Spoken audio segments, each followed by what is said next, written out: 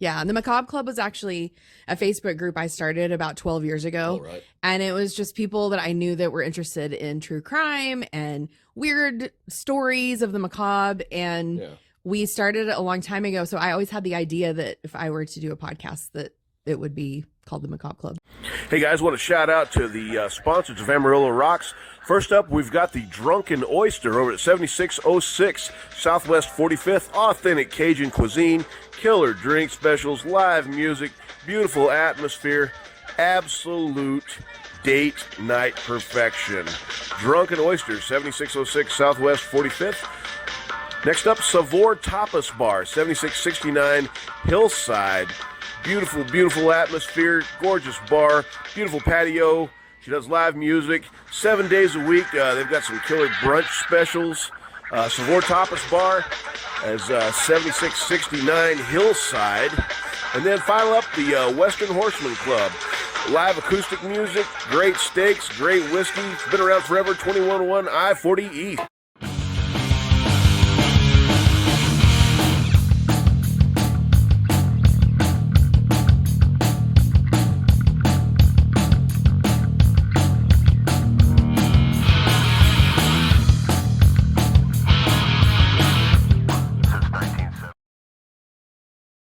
Amarillo Rocks. Hey guys, how you doing?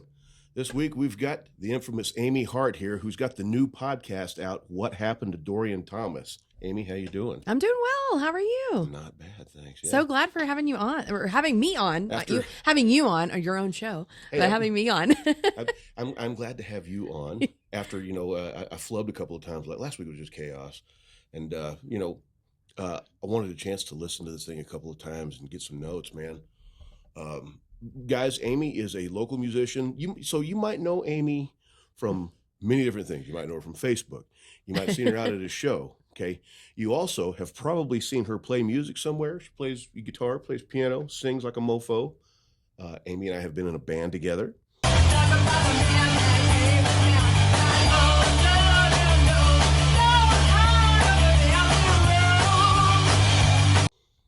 Briefly, very briefly, yes. A little one-off over there. Yeah.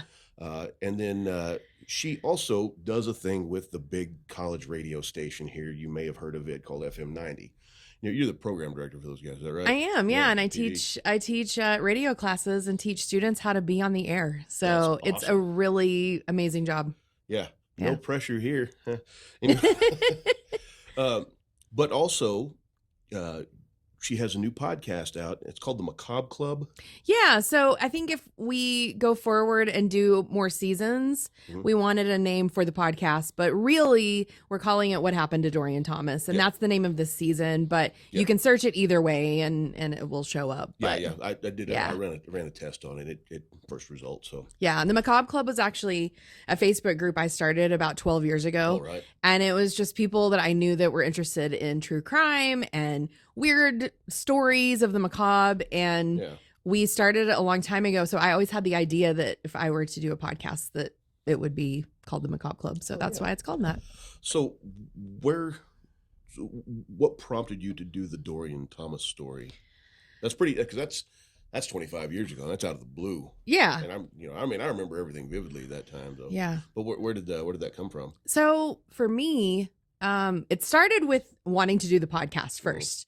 And I knew I wanted to do true crime because at that time, especially, 7-8 years ago when I first thought of this, nobody was doing true crime in Amarillo, especially.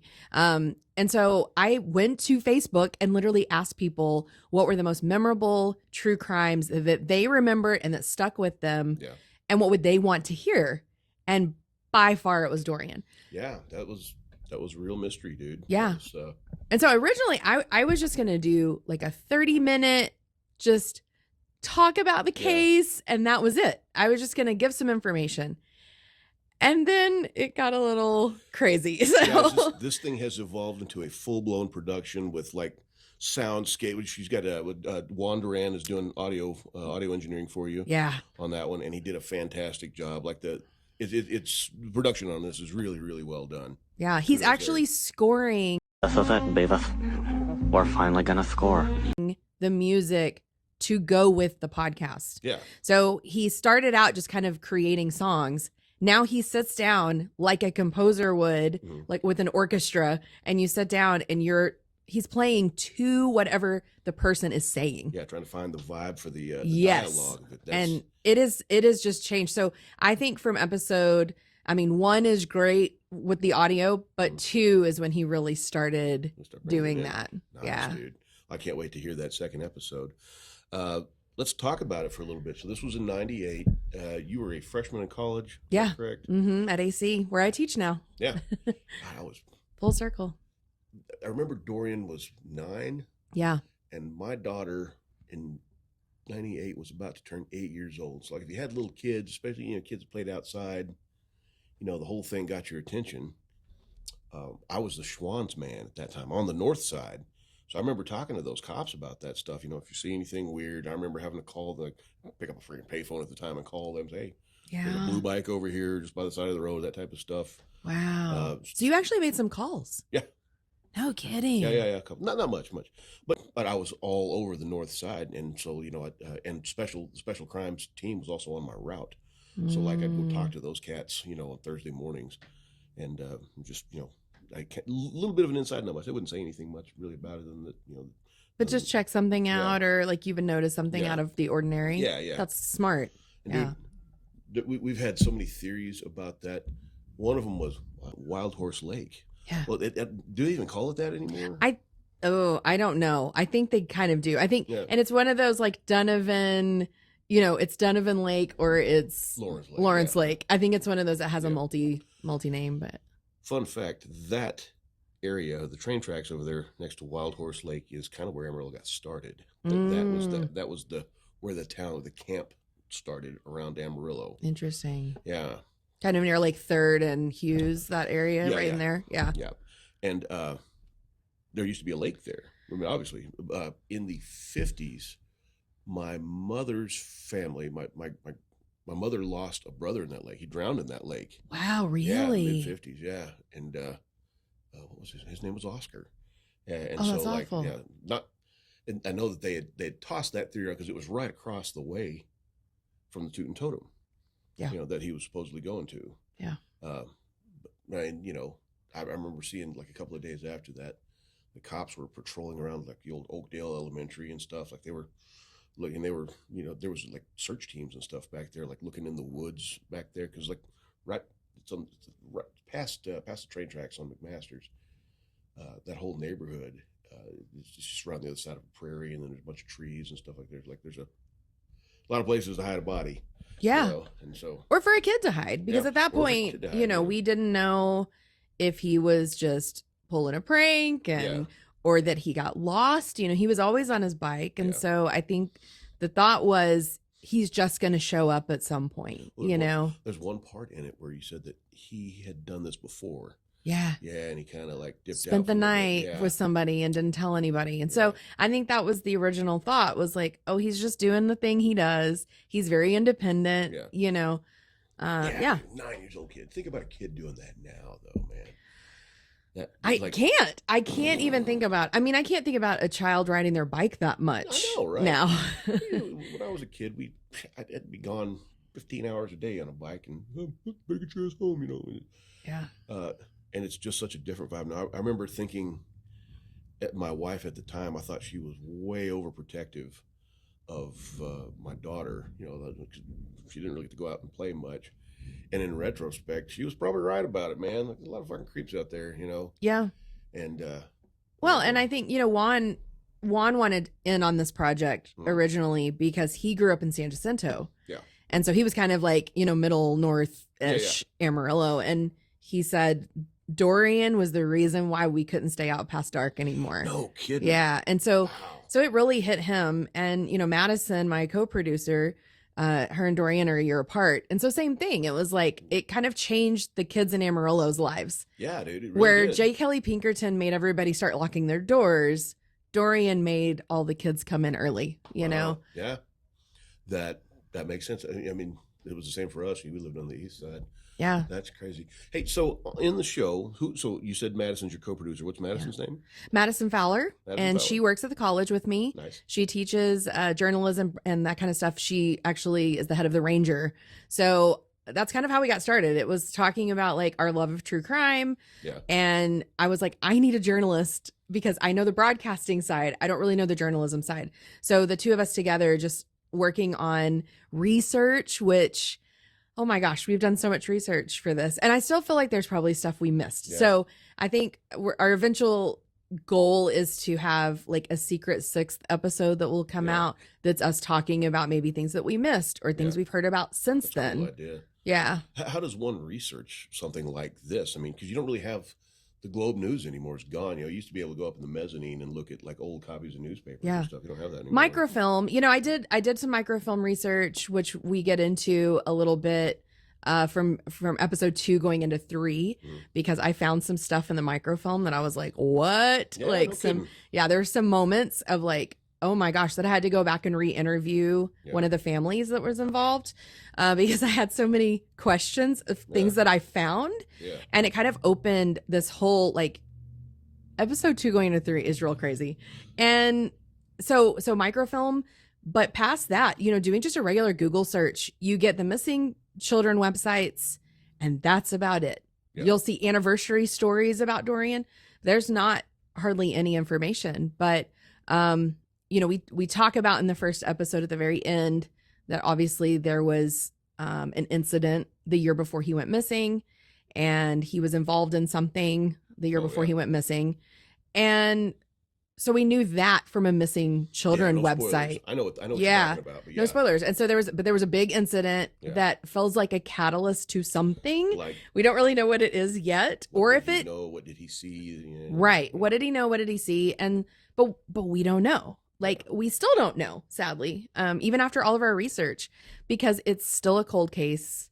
But our main goal was just to bring Dorien's name back to the forefront. Yeah. It's been 25 years. I'm a teacher at the college, and my students now, if they're 25, most of them have never heard his name. Talking about, So, man, there was billboards and stuff around town. Yeah. I remember that stuff. Yeah. So even me at 18, I should not have even really cared about this case back then. Yeah. But I just kept thinking, like, surely he's going to show up. Like, there's no way a kid got taken in Amarillo, of all places, And then eventually I was like, oh no, like it's been 5 years now, 10, now 20. Yeah. And we still haven't gotten any answers. Was it Madison that was saying that she checks in with her mom every year, every 5 years, something like that? Yeah, all of the anniversary dates. So and that was less than a year after the Brian Deneke thing. Right. Like that was Amarillo was on national news from that thing. And we actually talk about that in episode 2. Really? Yeah, we talk about that was a big case. Oh yeah. And people were coming to town and they wanted to know about it, and then Dorien just kind of disappeared. You know what I mean? And so they talked about 97, and then so we talk a lot about 97, 98 and the things that happened in both North Heights and the rest of the town. So yeah. Wow, man, that is wild. So you also talked to one brother or two brothers? I talked to one, Brandon Thomas. Yeah. Yep. And he was like a year older, I think. And then they had an older brother, Terrence. Is that right? Yeah. And the one brother kind of gave his. Is that the one that you started off with? Because you started off the show, it's the brother's recollection of, which is, Yeah, we started with Brandon. First interview. I've worked in audio forever, and I feel like I was going to put like a disclaimer in there, and then I took it out. But now I'm at episode 4, and he talks a lot. But I panicked that day. I couldn't get my microphone to work. It was such a mess. So like I'm unmiked when I'm talking to him, which is so embarrassing. But I was like, we got to run with it. I'm not going to redo this, and we're just going with it. So you can hear me like in the background with my little voice. And so I feel terrible about that. But yeah, and we started with him, and then it was like, well, let's see where this takes us. And then we knew that there were some other victims that were murdered in the area in 97. So that's why we also talk about 97. So we wanted to interview the families regarding that. Was he the only kid that came up missing that year? As far as that we know of. I mean, there's probably that we know of. Been other ones, that we know of. Case, yeah, probably because of the mitigating circumstances around the other stuff. Yeah, but the brother had, I guess he's had a bit of a rough go. Yeah. He lost a finger, and he had femur surgery and got robbed and all this other stuff. And like, do you think that this incident moving forward, like, kind of fucked his life up a little bit? Or, I mean, I think, here's what I kind of think. I think North Heights is a really hard place to live in. It is. And I think it's an area of town that doesn't get a lot of love from our city, from our community. It does not. I feel like people that are in North Heights become kind of a product of being in that environment. And it's really unfortunate because I feel like I said, I think that it's kind of the forgotten part of town. Kind of, yeah. And I know San Jacinto was kind of in that too. And they've started like some revitalization type things. Barrio's getting a little bit of it too. And so I feel like there's areas of town, and I just feel like maybe hopefully we just haven't gotten over to North Heights. Maybe this will prompt some of that to change. Yeah. But I feel like, he still lives in the same area of town, and I think he's just, I think it's been a hard go for that entire family. There was a lady that lived there her entire life. Wasn't she part of that interview? A man, Keith Gray's, yes, yeah. I own 2 houses over there. Just inherited them, and the only thing the city sends us is warnings for weeds, and for some reason I get a water bill for $4 a month. There hasn't been water running in either of these properties for 20 years, and they still send me a water bill, and I just don't That's pay so it. strange. It's real strange. Wow. But yeah, the whole there's starting to be a little bit of revitalization over there. But when you cruise through there, because I'm over there all the time, you can see where a lot of people can get lost in the fray. Yeah. Those places. There's a lot of creepy spots down there. The train tracks are over there. And then there's some really nice homes and people that'll live there for 50 years and take really good care of their stuff. And so it's just, it's a really difficult neighborhood. It's like San Jacinto. I mean, because it's an older neighborhood. But, talking with Keith in episode 3, we talk a lot about North Heights itself. Right. And how up until like 1980, most of the streets weren't even paved over there. Yeah. And a lot of the paving of streets, the building of the bridge at 3rd and Hughes, a lot of that happened because there's a golf course over there. Yeah. And so he mentioned that, and I thought, wow, that is very true. I remember when they put that in because, we used to have to stop and wait for the train to get by to get to that side of town. Yeah. And there's a golf course over there. So it's like, did it have something to do with it? So it's the things that we're exploring. Yeah. Yeah. There's you could say that some of the cultural inequalities or developmental inequalities of that side of town probably could have led up to a situation where kids aren't as safe. If it was a white kid on the southwest side of town, he'd probably been found immediately. Of course, now they all have a tracking device on them, so it's a little different. But and like we say in episode 1, there was this whole discrepancy on if the 911 operator told them to wait 24 hours to call back or not.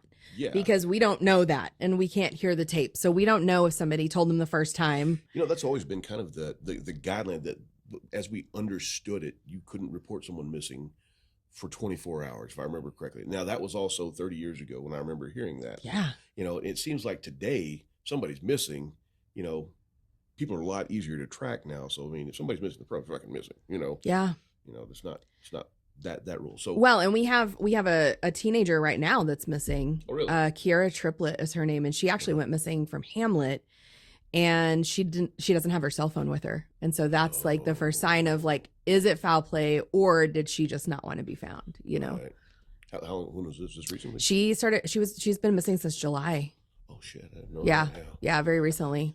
I'll look that story. We'll put a link to that story in the comments, stuff in there, because that's something that we need to shine a light on. Yeah.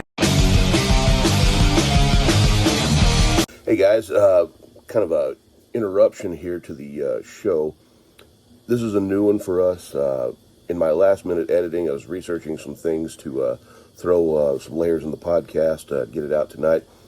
And it turns out that Kiera Triplett has been found since we recorded this 2 days ago, which is freaking wild. There's a quick news story that's going to go along with it. We're going to continue with the show, but I wanted to let you guys know that she has been found. So that's awesome. Anyway, here you go. 17-year-old Kiera Triplet has been found safe, and she's gone to Amarillo Police about it. According to APD, Triplet walked into the Amarillo Police Department and spoke with the investigator assigned to her missing person case. Triplet was last seen on July 14th, and according to the family, she took off early that morning in the Hamlet area, taking nothing with her, and hadn't been seen since. Kiera tonight is safe and well, and her family has requested privacy at this time. Yeah. We don't want that to happen again. Yeah. Far out. So how many episodes do you think you're going to have on this thing? I think, well, right now it'll be 5 produced for sure.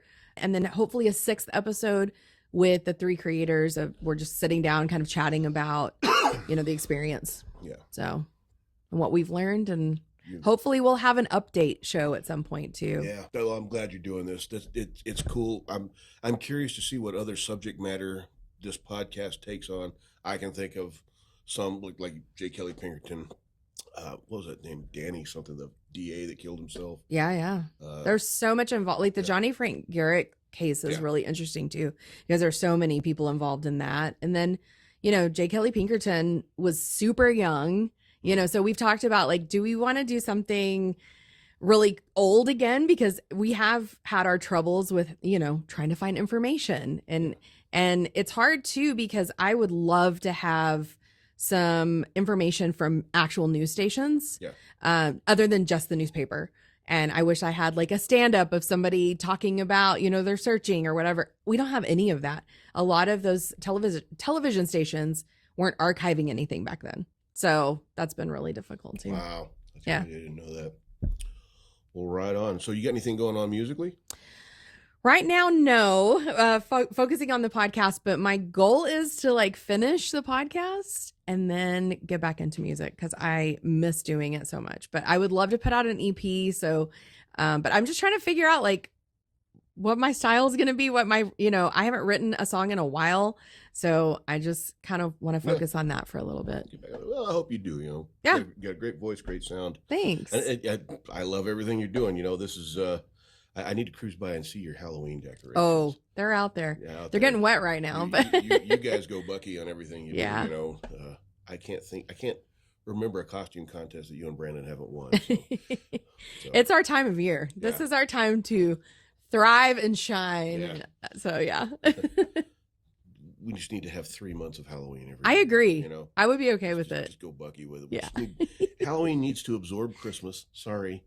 My birthday's Christmas. I can say that. Yeah, you get right. Yeah. For sure. Yeah. Well, cool. Well, listen, you guys check out I listen on Spotify, Apple Podcasts. I assume it's on all the podcatchers. Yeah, it's everywhere. And then we're on Patreon as well. So support the show. Get on Patreon. What's it listed under? It's under What Happened to Dorien Thomas, and Dorien is spelled with an E, not an A. Yeah. But we are on there. If you donate to a certain level, we'll throw in a sticker. We're going to send you a thank you note and all of that. But Nice. We're really excited to tell the story again. And not only Dorian's, but also Gloria Covington, Linda Jackson.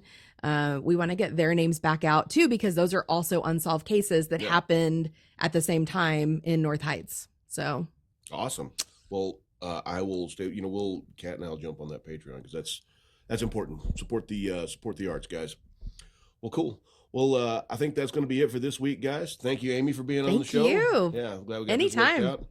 And I'll come back when I have music ready. We'll talk come again. Back and have some music ready. Yeah. I may just put you on the show. Shout out to Savor, Drunken Oyster, and Western Horseman Cowboy Club.